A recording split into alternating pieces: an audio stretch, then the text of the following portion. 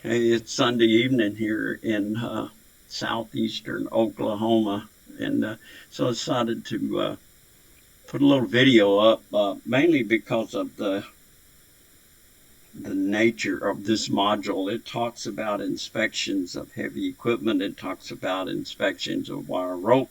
It talks about inspections of hooks. And so there's a lot in here, but I'm going to try to narrow it down for you. You might want to get a pencil and paper. If you don't have that uh, during this presentation or the making of the video, you can replay the video because I want to filter some things that I don't expect of you. And kind of focus on the things that I'd really like for you to get from this module. Uh, I realized that we have a couple of guys, maybe more, I think, that have gone through the crane program or have operated a mobile crane. However, this course has both kinds of inspections. As I said, it's going to, for heavy equipment, it's going to focus on the excavator.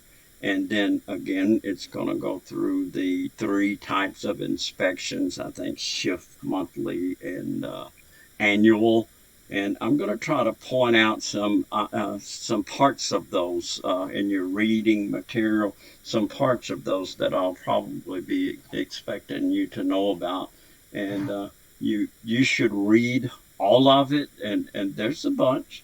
Uh, don't try to memorize it. There's going to be a uh, the, the the heavy equipment quizzes and questions are really just not that hard, and there is not that much to look through. As a matter of fact, I think I used part of your certificate program curriculum to illustrate some of the inspections parts for the excavator pre-start inspection, pre-operation. So with that, as you can see, I have the module up for you to look at, and I'm really just going to go through here, and I'm not going to take the time to go through the Komatsu excavator. It has a film. It has a point of view from an outsider of how they inspect excavators, and then everyone probably knows about this, but it never hurts to go back and remember, to protect your hands and how to look for leaks with pressurized fluids. So uh, go back through that. It's going to ask you maybe one question, perhaps. Now, let's see, where am I here? I think this one here, I want to go through. I want to look at this right quick, and then I'm going to come back. I'm not sure. Uh, Let me see here. Stick with me here. It's uh, it's mobile crane hook and wire rope inspections. Let's do that, and then we'll see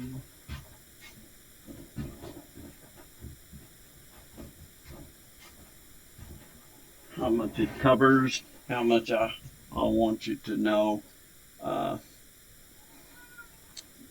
it it's talking about. It's going to start off with these hooks, and I think we're going to go through this maybe twice. Uh, as a matter of fact, let me scroll down and see. We got wire rope. Yeah, I want this stuff here. Uh, as you can see, it's considerable. Uh, I'm looking for. This is something I want you to know, but I'll get to it in a minute. Here we go. These, bear with me, removal from surface.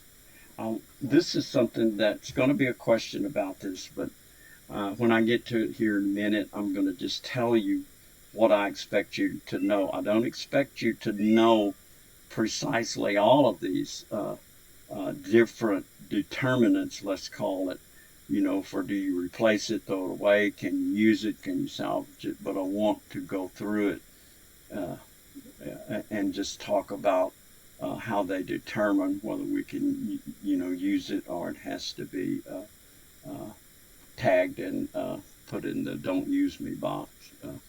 I guess I don't know if this is going to be. I don't remember. I don't think this is even on the test. But 6 randomly distributed. Oops, I'm sorry. I started before. They have category 1 deficiencies and significant distortion. You can go through that. And I would like for you to. It's not going to have much of anything about exactly what kinking is and what illegible name tag. I'm not sure. Don't think so. You won't be looking for a picture and say that's a bird cage. But here, these categories. Category 1 deficiencies. And here they are, right here. Significant distortion of the wire rope structure, such as kinking, crushing, and then all of that you see down here.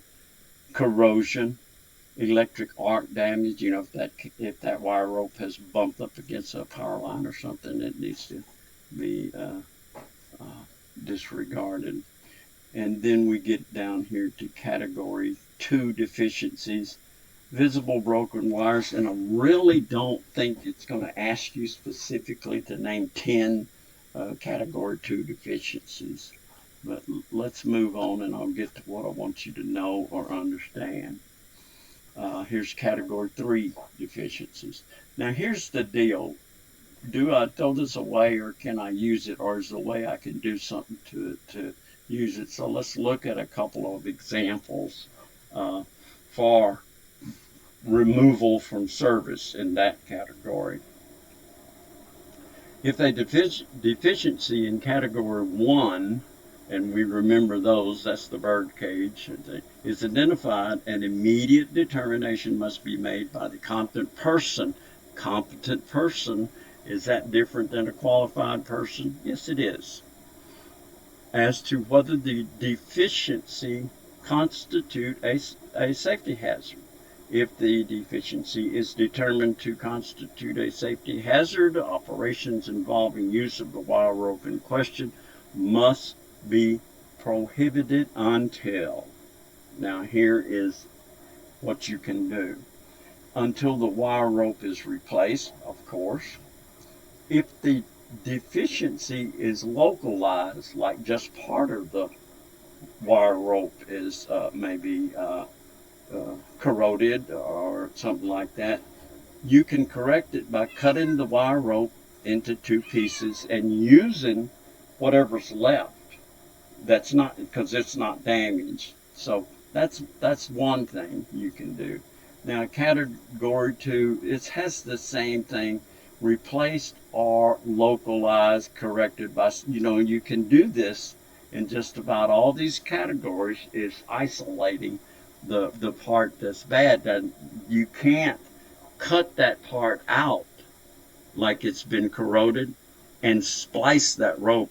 No splicing allowed. But if you have enough wire rope, if you cut the wire on the crane side, I guess, of the corrosion, if there's enough wire rope left to use, you can use that.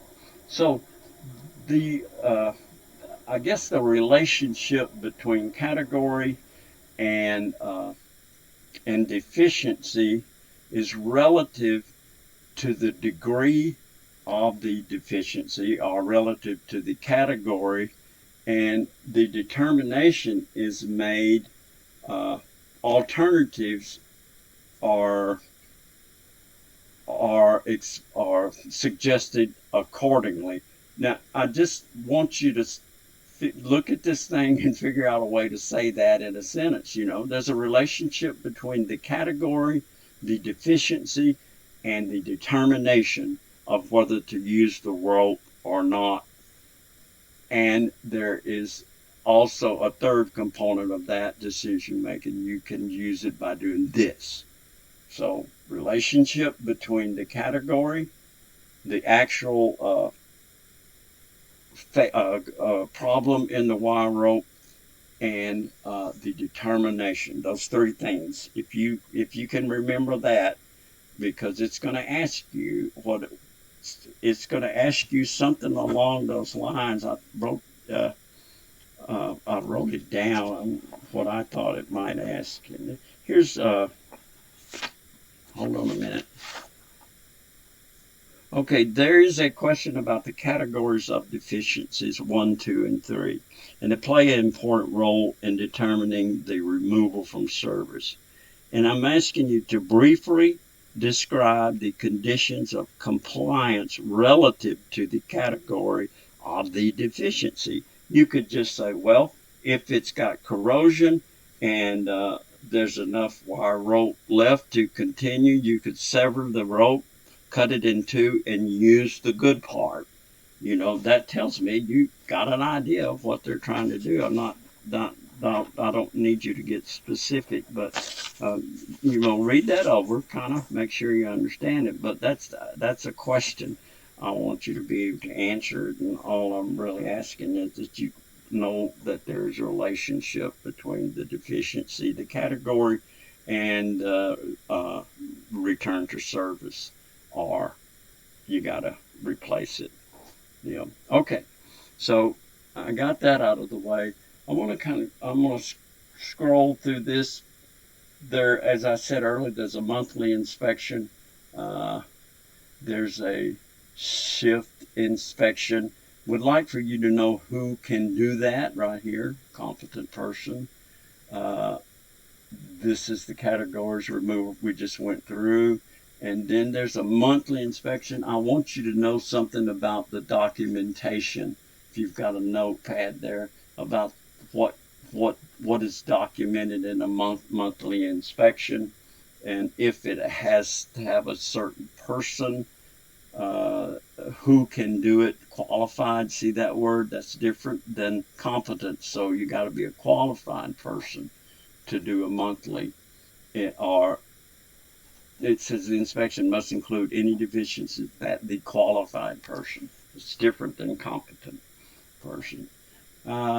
Moving on through here is the inspection must be documented as per the monthly requirements.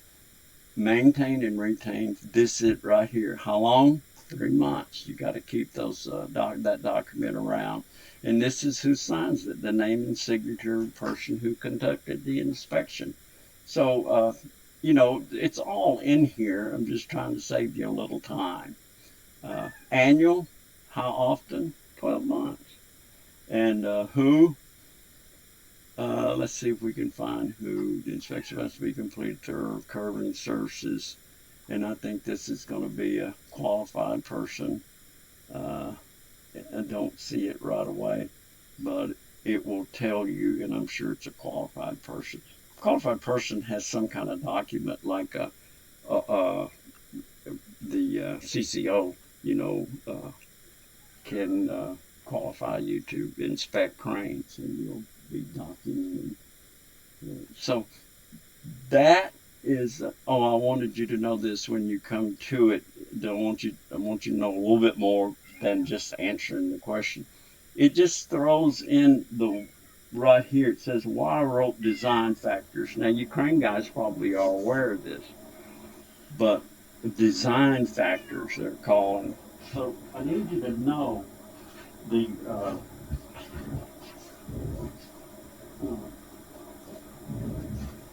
excuse me, I'm rolling around here.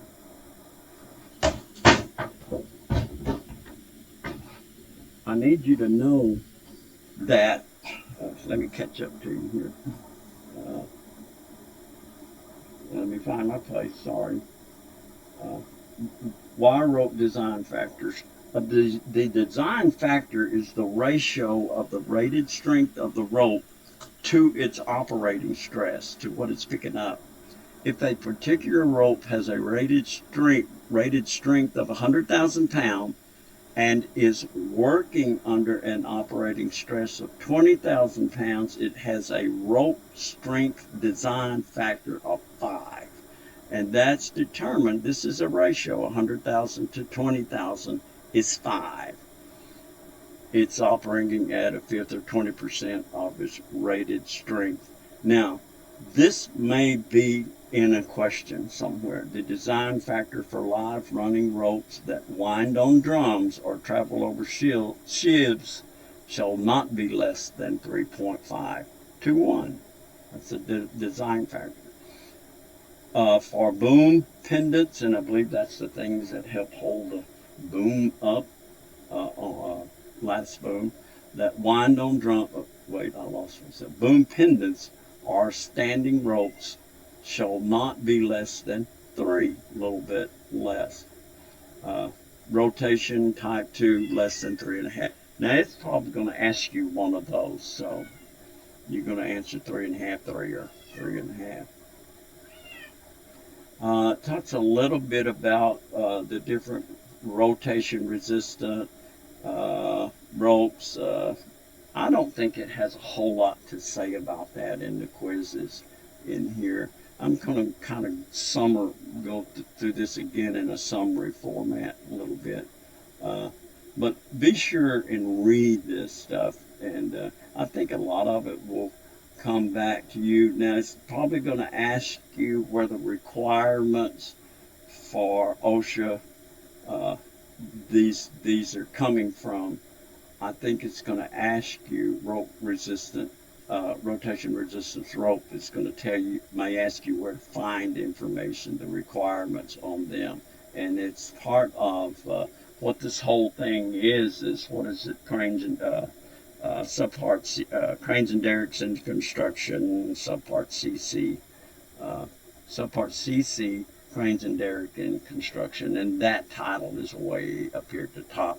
But I don't think you're going to have to go in there. You just need to be able to answer the question, what section, and this is what a section is. 1926 is construction, and it's section 1414, subpart CC, cranes and derrick in construction. And here again, a qualified person must inspect the rope in accordance with that. During a shift inspection, the rope must be used. Really don't think it asks about that or the test. No minimum drum diameters that I put in their questions. Don't think it has any in there. So I'm just going to go and see in the order that this is in here. This is the entire crane inspection. And again, I'm not going to sit here and pinpoint these. I did want to focus on some of the wire rope deficiency categories, but this I'm not going to. But again, it'll tell you the monthly inspections. It probably will talk about documentations and who can inspect. And but this is a quick read as opposed to the whole I'm trying to say OSHA requirements. So let's move on just a little bit more. See where I'm at. The tailgate, you can do that. We don't need to go over that. I want to get back to the module right quick. And let's see where we are. Module 4. Module 4 is a little wordy. I think this is what we just got to looking at. And here's where we looked at the hooks. Be sure to know the rejection criteria. That's the criteria for the throat of a hook, where you would hang the sling goes in the throat. It has a say it normally has a 4-inch opening. How much bigger can it get before you can't use it? If it's 4 3/8, does that mean it's no good? Or certainly 5 inches if you wouldn't want to use it. But it's in there. It's not complicated, and it's not hard to find. It'll be in the hook section that we first saw. I even have it circled, I think. So here is your assignment is basically about the excavator, and I think it has a bit of an essay flair to it. And this right here is your quiz, which is multiple choice for the excavator, in addition to an assignment. And this is your quiz, I think 20 questions for hook, wire rope, and mobile crane. So here, let me just keep your pencil handy. I'm really not jumping around. I do have some notes. I'm shuffling around papers a little bit. I'm just going to give you some notes to take. You might want to know about, why in the world do we inspect a crane anyway? There's a specific answer for that, and I think you'll figure it out. You might want to know the shifts, as I pointed out before. How often do you do it? What kind of documentation does it require? And who can conduct the inspection? Let's see. There's one question here. You might want to read about what would require dismantling the components of a crane. Like if you found something in, what would you might find that would require dismantling the components to continue the inspection, or what kind of crane would it be? So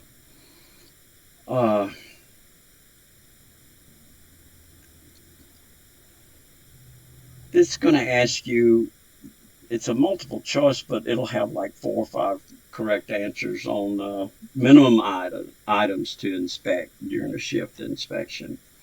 So go through those. There's a ton of things to inspect. Trying to point out some things.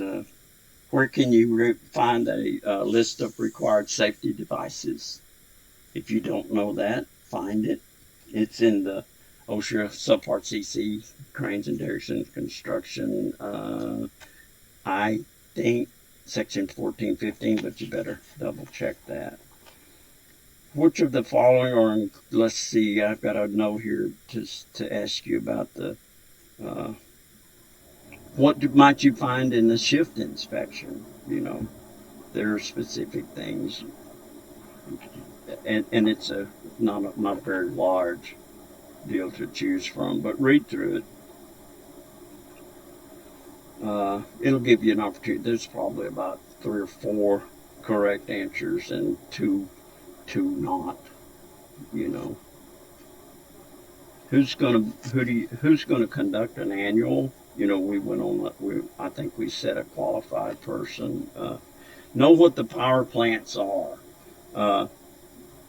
and during an annual inspection, what are you looking for? Know what power plants are, and what are you looking for when you inspect a power plant? Probably more importantly, instead of having you describe what a power plant is, what they're talking about, it's what are you going to be looking for when you inspect it. So find where it's talking about power plants, and then you'll see what they want you to inspect. So, gosh, let's see. Distortion. Let's see. We talked about that. When you're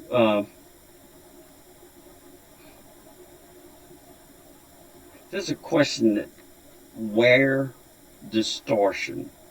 What could that indicate? It could actually indicate quite a few things. I think maybe side loading. If you don't know what that is, read and you'll find out. Could be that the boom is twisted, damaged, something. Rigging techniques, overload can cause distortion.